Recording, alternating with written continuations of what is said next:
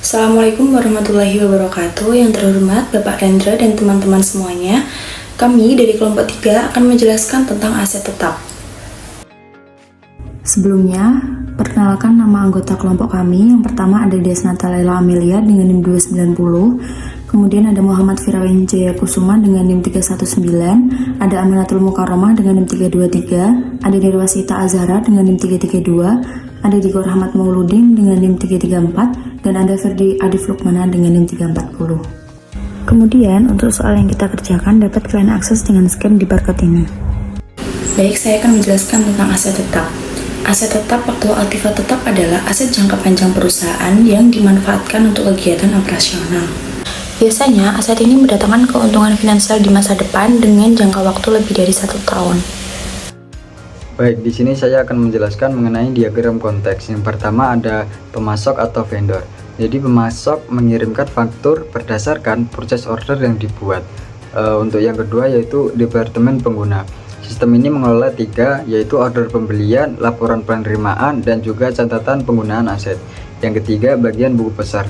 Sistem ini menghasilkan 3, yaitu jurnal akuisisi aset, jurnal penyusutan untuk mengelola nilai aset. Yang ketiga, laporan pelepasan aset.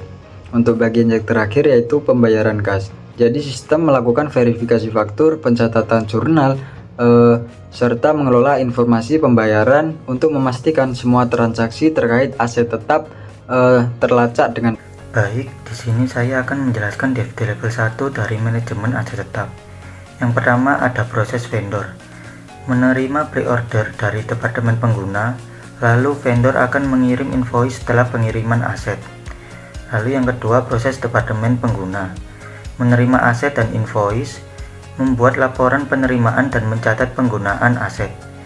Lalu yang ketiga ada proses pengeluaran kas. Melakukan pembayaran ke vendor dan membuat jurnal pengeluaran kas. Lalu yang keempat ada proses pencatatan aset. Mencatat info aset tetap pada subledger aset tetap dan membuat laporan depresiasi dan laporan disposal. Lalu yang kelima ada proses buku besar, mencatat semua transaksi dan memperbarui buku besar, dan juga mengintegrasikan seluruh data keuangan. Selanjutnya adalah flowchart dari pemeliharaan aset tetap. Nah, yang pertama itu adalah departemen pengguna itu membuat purchase order atau PO. Setelah membuat PO tersebut akan dikirim ke vendor. Setelah vendor menerima PO, mereka akan membuat faktur atau invoice dan mempersiapkan pesanan aset. Nah, setelah selesai, satu invoice akan disimpan oleh vendor sendiri, dan invoice serta aset tetap yang dibikin oleh vendor akan dikirim kembali ke departemen pengguna. Nah, setelah departemen pengguna menerima invoice serta aset tetap dari vendor, aset tetap yang dikirim akan dilakukan pencatatan aset tetap dengan cara membuat laporan aset tetap, yaitu ada ringkasan aset tetap, laporan penyusutan, laporan pelepasan. Nah, aset tetap yang dikirim vendor juga itu untuk membuat laporan penerimaan agar mengetahui itu sudah diterima atau belum.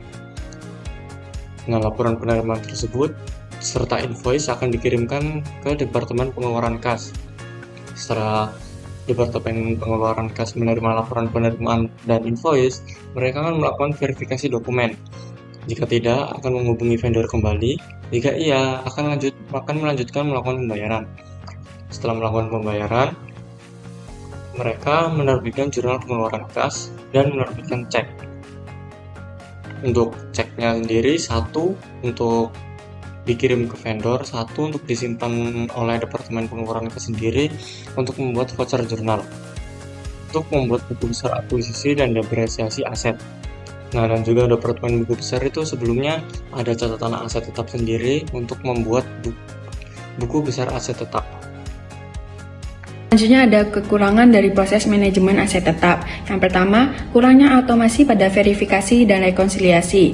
Nah, ini karena banyak tahapan yang menggunakan secara manual. Yang kedua, tidak terintegrasinya sistem antar departemen. Nah, pada sistem informasi di setiap departemen berjalan sendiri-sendiri. Yang ketiga, keterlambatan dalam pencatatan, penyusutan, dan pembangunan.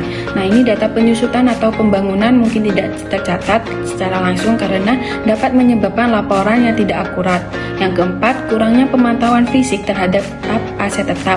Nah, ini tidak disebutkan adanya audit fisik aset untuk memverifikasi kesesuaian antara catatan dan kondisi aktual. Selanjutnya ada identifikasi masalah. Yang pertama, kurangnya otomasi dalam verifikasi faktur dan laporan penerimaan yang berdampak proses menjadi lambat dan rentan terhadap kesalahan.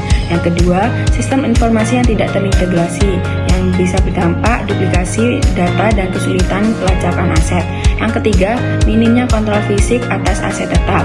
Nah, ini yang berdampak risiko kehilangan atau penyalahgunaan aset. Yang terakhir, solusi. Pertama, implementasi sistem ERP dengan mengintegrasi sistem manajemen aset tetap dengan modul keuangan dan logistik. Dan yang kedua, memastikan informasi real-time tersedia di seluruh departemen. Lalu yang kedua, otomasi proses verifikasi dengan menggunakan teknologi OCR untuk memproses faktur dan mencocokkan secara otomatis dengan laporan penerimaan. Yang ketiga, audit fisik rutin aset tetap dengan mengadakan audit aset secara periodik untuk memverifikasi keberadaan fisik dan kondisi aset sesuai catatan.